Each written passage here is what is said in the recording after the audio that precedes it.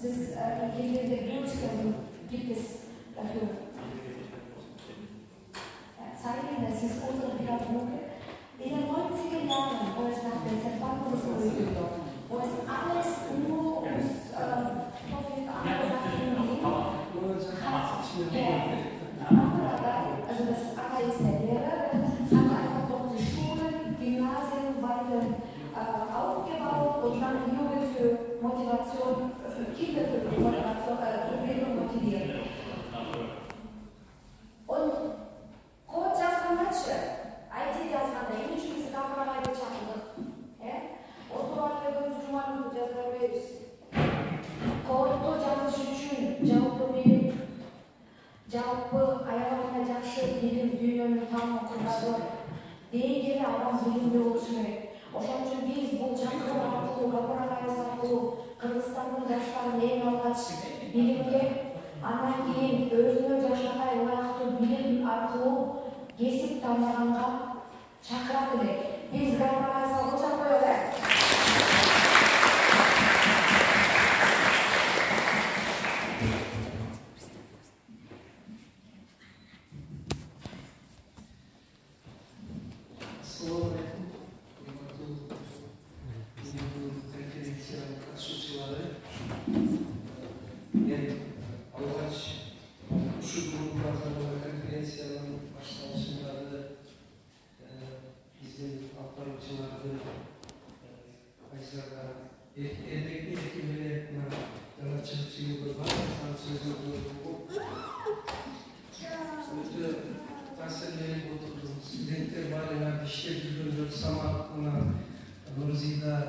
Bir top ballar, studentler, severken Kırgız uğur kızlarının Uşul Avrupa'da, Germanya'da, Kırgız şartlarda, itikarlarında üzüldüğü kenarda okup işletici bölümler bu. Bence cülübünde sınıfkanın payda oldu.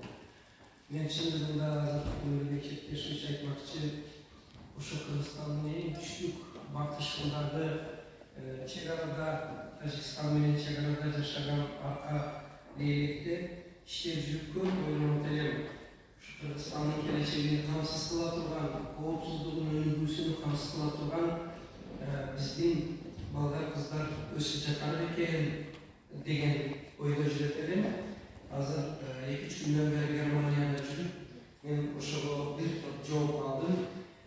Oşo üçün sizlerge Жалпы ушул конференциянын катышуучулары, анын уюштуруучусу өзгөчө мына Айзада бизди ошол элек банкирден чакырып, андан келисимизди, документ, каржы бардык маселесини чечип, ушул уюштурганыңыздарга жалпы өзүмдүн мугалимдердин анан алыскы райондогу элдин атынан bir rahmat aytıp sizlere esenlik, iyilik, жақсылық қалап қоюға рұқсат еткен болмақ.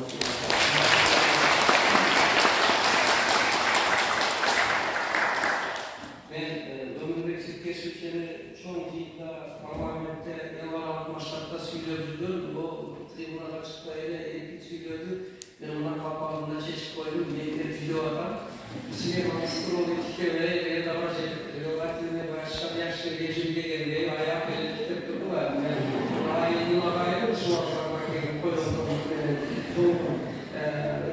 ben hareket kılayım, sizlerden şu daim şunlar yayına çakırmanlar ve içinde aytarıyım, parti çamancılıklarının şu yeni ümit beni tutulgan adamların işe için aktaydı, mümkün aktaydı.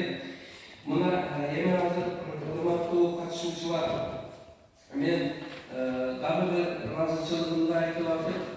3 gün, 2 günden beri bizde aeroporttan beri kütüp alıp, şu basonumuzun tartışılması menен bizde koşturup alıp жүргөн. Buna konsulumuz Sultan Mırzaga, basonun jardamcısı Ulukbek Mırzaga, buna dağı şu özümün atından tereң razıçılığını aytan. Var olunuzda, rahmat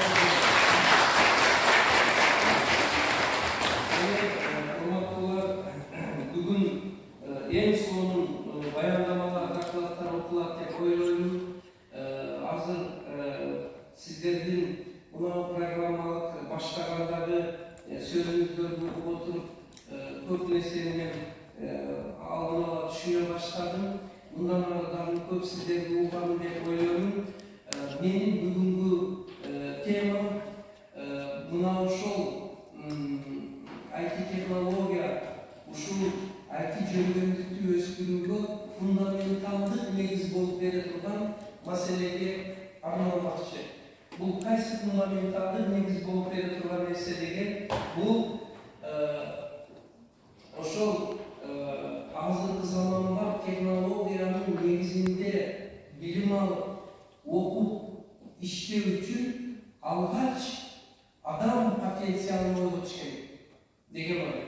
Ал ошол мисалы IT технологияны дагы, бардык башка илимдерди дагы, бардык башка инновациялык технологияны дагы систем бардыгын өзгөртүү үчүн адамда өзүнүн табигаттан, Кудайдан берген жөндөмү бар.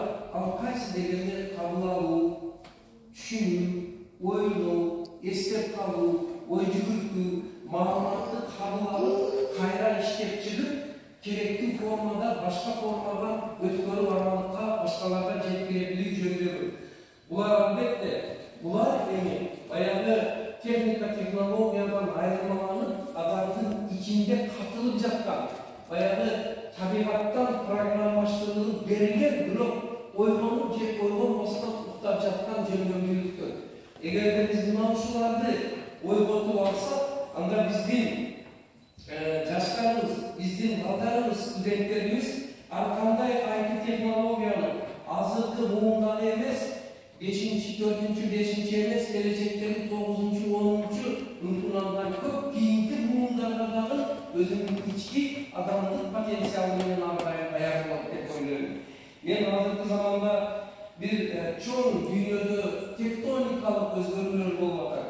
Геосаясий жактан дагы, техника технологиялык жактан дагы, мына маданий, интеллектуалдык жактан дагы чоң өзгөрүүлөр болуп жатат. Ошого өзүмдүн кээ бир сүйлөгөн сөздөрүмдө бир нерсени айтып атам. Бул мынау маселе, урматтуулар, келиңиздер, аламдашууга адамдашууну каршы коюп келин. Бул сөздө чоң философия жатат. Аламдашууга адамдашууну деген адамдын дарегетини, потенциалын, жөндөмүн блок коюп волейболдогудай кое билели.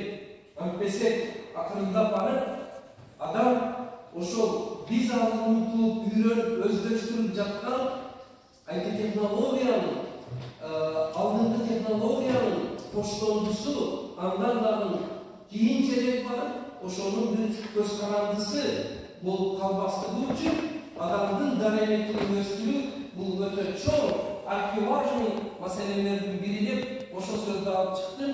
Аламдашууга адамдашууну, адамдын дарегетини, адамдын потенциалын ойготуп алуу аркылуу жооп берип, анан байкалышып иштейли деген. Мына ушул өнүктөрүн алып караганда ал кайсылар дегенде, булар мени жөн эле сөз менен айтпастан, ошо мына кечээ мен бир ыраазы болдум. Биздин элчибиз Германиянын 2 белгилүү мектебине биздин саякатыбызды уюштуруп коюптур. Анын бири Ломоносов атындагы эл аралык мектеп экен. Акыркы техника технологиянын тили менен окуп сүйлөгөн, 3-4 тилде окуган параллел балдар ал жерде болду. Анан Нукура Германиянын өзүнүн мектебинде болду. Мына ошол жерде Александрлар катышкан жерде алар өзүнүн концепциясын айтты.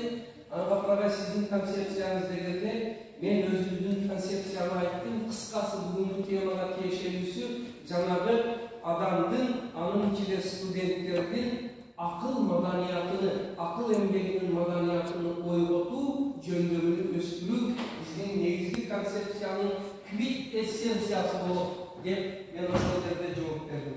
Урматтуулар, мына акыл эмгегинин маданияты деген бул биздин окуучу студенттерибиздин эң элементардык нерсе, функционалдык Qançalik sabatlılıq, oqub düşünüp, körüp düşünüp, düşüngönünü kağızga,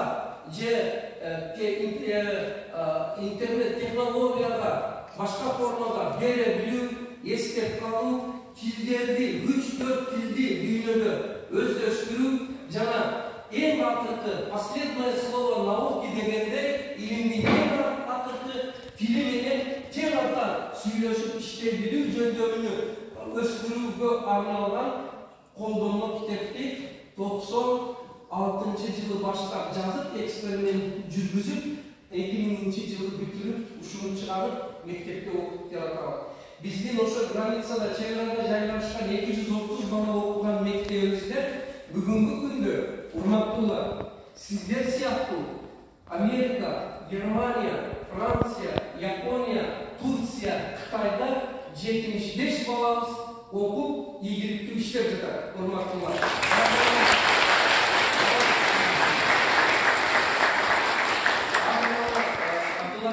Абдурахман деген Америка Кошмо Штаттарында 32 мамлекет менен иштеген корпорацияда менеджер болуп туруп иштеп атат.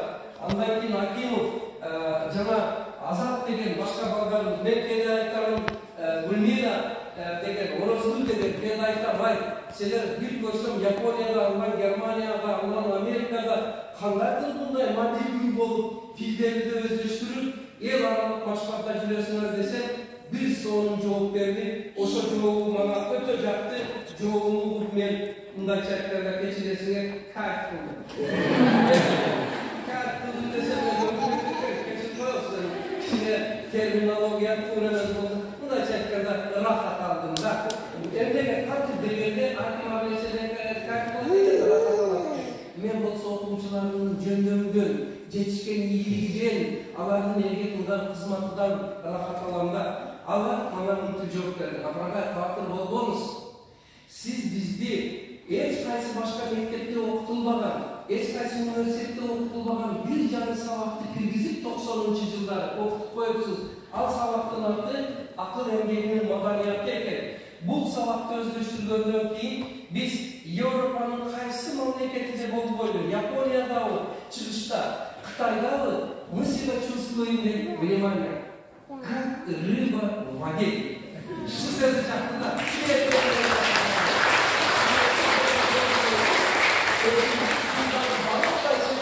Компьютерлар, информациялык технологияларды, IT технологияны, дүйнөлүк тилдерди улам өзгөртүрүп турганда, баягы непрерывное образование дегендей үзгүлтүксүз өзүнүн билимини өстүрүүнүн методикасыны мен жазып койгон экенмин. Муну караңыздар.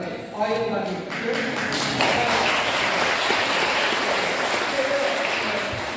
Чубактын иши болуп калат да, чубак деп кан калыштуу, бирок элге кызматы тие турган экен. Ошол 75 чет өлкөдөгү балдарыбыз менен бир сыймыктансам, жана бизде азыр окуу жайга кирүү бардык эле вуздарда оңой эмес, эгер чыдап капчыгам десе бюджетке, анын ичинде эң чоңу медакадемияда ошо 230 балабыздын внимание 85'i бюджеттик факультетте окуп атат. 85.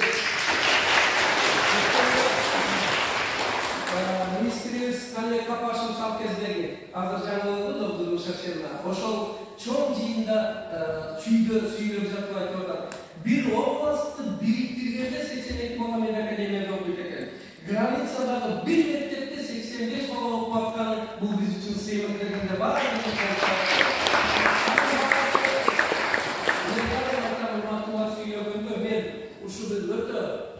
Улуу, күчтүү мугалим эмесмин. Менин дайыма айтчу бир сөзүм бар. Мен ортодон төмөнкү мугалиммин. Деп коет скромность.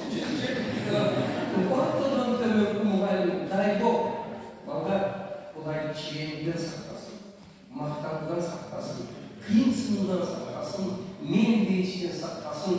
Ошого мен атайлап ушу сөздү айтам. Анда кандай бул ийгиликтер жаралып атат дегенде, бул ийгиликтер дагы цифраны өмүрү чекешиш айтты. Кыргызстан боюнча ЖРТда орточо бал 124 болсо, анын көпчүлүгү Новосеком борбор менен алат. Образовательный центр менен бизде андайлар жок, ал жака барбайт. Жаман мына ушул методика, анан экинчи бир нерсени киргизгенбиз, мына кыздар Нурзина жана кыздар да бизди Самат баардыгы күтүп алды. Баардыгына кандай адис болбогуна эртеге эң жакшы силердин бир Кудай жеткизесин деген миссияга ээ болуш. Ошол үчүн дагы бир китепти жаздым. Ата-энелер сиздер үчүн бул ишти болсо энелер аталар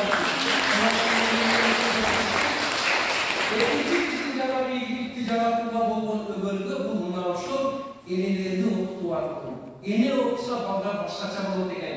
Ушул жерде мен бир жаңы сунушту биздин кайсы дегенде, внимание, силер дагы эске алыңар, бул кайсы дегенде бизге кыргыз узатса сеп берет. Септе гарнитура өтө кымбат баалуулуктарды берет. Мен ошону айттым. Келгиле, кыздын себине 40 китеп деген жаңылык киргизели. Манас Айтматов, Кур'ан-ы Карим, хадистер, IT технология боюнча адабияттар, жанагы акыл эмгек маданияты жана эң башкысы жаштар үчүн, болочок жубайлар үчүн ата-энелер сиздер үчүн деген китепти берсек, Кудай кааласа, аларга 40 китепти бир жылы окуп жүрүп төрөлгөн балдар, мындетке болот. Мына ошондо мен айттым, Борбор Азия боюнча бир Ана мен сиздерге өзүмдүн ой өрүштүргөзөр деген китебимде бир нерсени жазганмын. Ал кандай дегенде, мына бизде Борбор Азия боюнча 1000 өкүнүчтүүсү бир дагы Нобель лауреаты чыкпапты.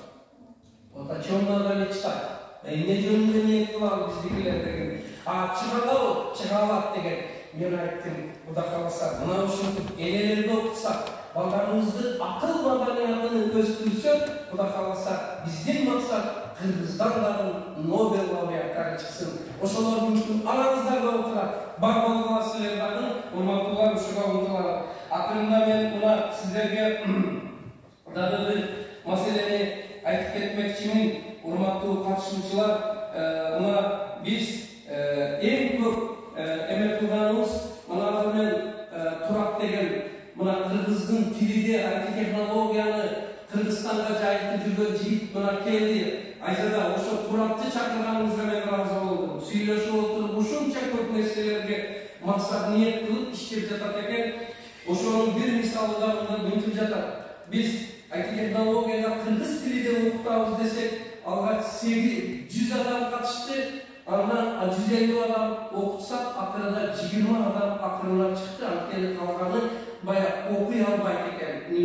Умение учиться отсутствует дегенде. Кийинчиде 2000 адам, 8000 катыш жазылды, 2000 тандады, анын 30 гана калды дейт. Атсек, эмне үчүн кетип атат десек, внимание.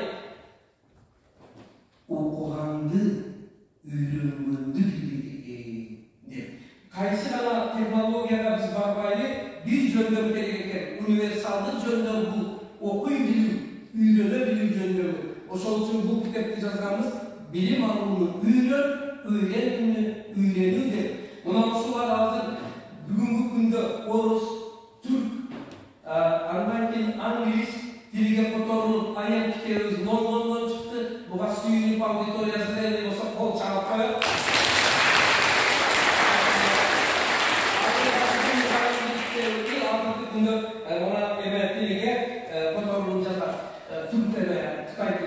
Sözünün hakkında urmattуулар bir razıçılığım менен birgelikte sizlerge bir o söz aytayım. Sizlerdi görüp suyundum. Sizlerdi bugün sözüm öldü, yaşlılığınlardı Kula kalasa men Kırgızstanda, anın içinde. Ben Batkende bolgonum menen 7 oğlas tümbay Agay filmi, Ruslan Akıngarov'la oşo Agay filmini tartkan.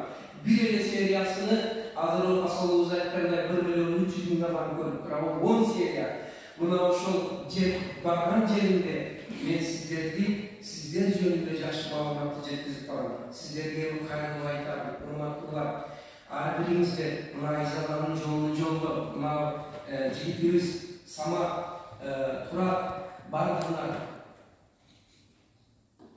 жетсе да башың болутка жолдошуңду унутпа дейт. Мен сиздерге айтам, жетсе да башыңыздар Европага, ақшыға, нарын ұмытпаңыздар, қаласты ұмытпаңыздар. Bakın unutmаңыздар. Қолыңарды чойгула. Men mına ошол аралыктан туруп элге мамлекетке кызмат кылуунун үлгүсүнү силерге мына азыр устазбай болуп калган өмүрбек агайыңыздардан көрдүм. Мен кечээден бери сүйлөшүп, суhbattашып бир нерсеге ыраазы болдум. Эмне үчүн кыргыздын балдары, кыздары Европага келип, өндүрүштө иштеп, менталитетти, цивилизацияны өздөштүрүп, баягы диалог культура дегенди өздөштүрүп, Кыргызстаныбызга ошол менен барып кызмат кылсын деген ойдо жүрөт экен. Ал эми сиздер болсо, жанагы өзүңүздөрдүн IT технология аркылуу, инновационный технология методикаңыздар аркылуу Кыргызстанга колуңарды чойгула. Сиздер дагы Айза эжеңерге окшоп, мына ошол кыргыз жаштарыны дүйнөлүк деңгээлде илим техниканын даражасына алып чыгып, эң башкысы адамдыкты жоготпоштун үлгүсүн көрсөтүңүздөр дейм. Рахмат силерге менин чыдап укканыңыздарга. Эми мен сөзүмдүн акырында бир Айзадан рухсат берсеңер бир аз белегимди ала келдим эле.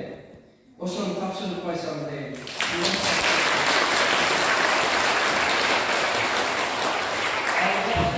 Ушул конференцияны темирге көтөрүп уюштуруп, ушул жакка биздин келүүбүздү, силердин келүүңүздөрдү уюштурган Айзада кызыбызга албетте бул эң жакшы адис, бирок эң башкысы менимче эң жакшы эне.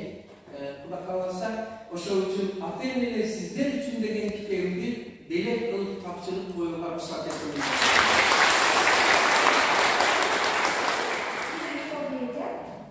Рұқсат берсеңіздер, мен ошол жерге дагы бир жолу чейинди чакырып коеюнчу. Бул жерде эч кандай ошо ооба сиздерди чакырдым, документ жактары менен бүтүрдүм, бирок биздин тимсиз туруп койсоңуздар болбосо. Биздин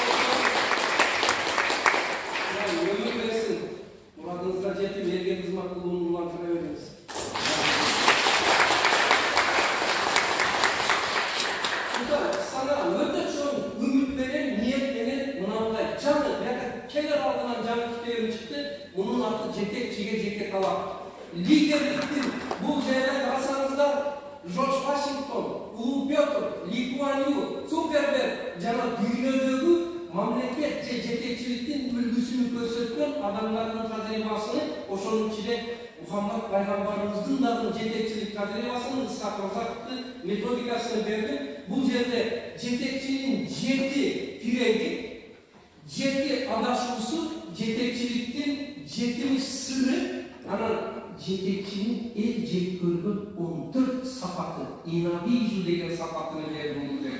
Buna uçun sizde anday sapat yok da oynayın. İyi kadar.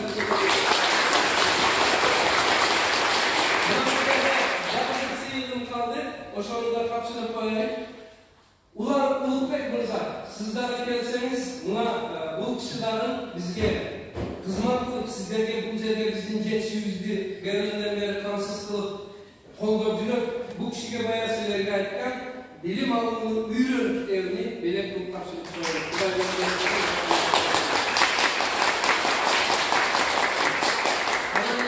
Kalkanınızlarda hurmatlılar buna anca Ayzada başkalarından aytıp kayınlarından ne biraz Allah belgemin tüketti.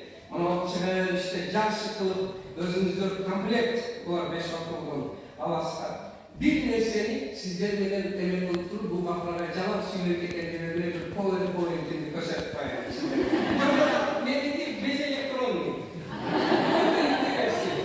Hurmatlılar, kol dışında alalım. Biz Kamuya Üniversitesi'nde okumanımızda bütün açık gösterme kurallarını gördük de ayvay cünübeyken büyük götürün hurmatlılar bizden adam studentlerimiz, okuyucularımız eğer de minutasına 750 söz okusa buna adamın başı eken buna yalnızlar değil. Özünüzden can lafıyla tiktenizdir. Şu meyenizler eken eğer varsa. Sadece bir isteği yok. Yemin buna kalsanız da adamın başında biraz ilmi malumat aytayım. Ben SKK ilimli kandidatımın. 80 milyardan 100 milyarda çeyin neyronlar bulup eken.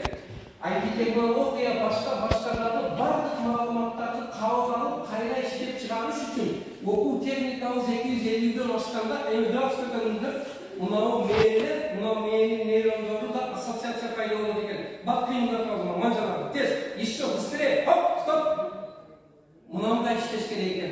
Nasıl ama denekanda, bizdeki kılımız normala jetpeyken. 120-130 okuyucu studentler, lütfen случай. Natijada kanday şey, kaytadan görsünüz.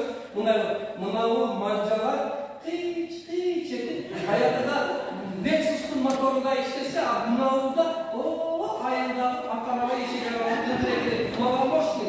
Oşun üçünden biz informasiyalı fonunda informasiyalı kavga kayda anı işlep çıkışta bizden neyimizden человеческий потенциал можемыз жетпейдікен. Менің аян бойынша экспериментінің мақсаты, ақырқысы қайталап ел көрсетіңіздер, мынау шол адамның ой жүгірту информацияменен іштеу жөндеміні іштен ойға отырып, Lexus'un даражасында тездік етеді. Рахмат сіздерге.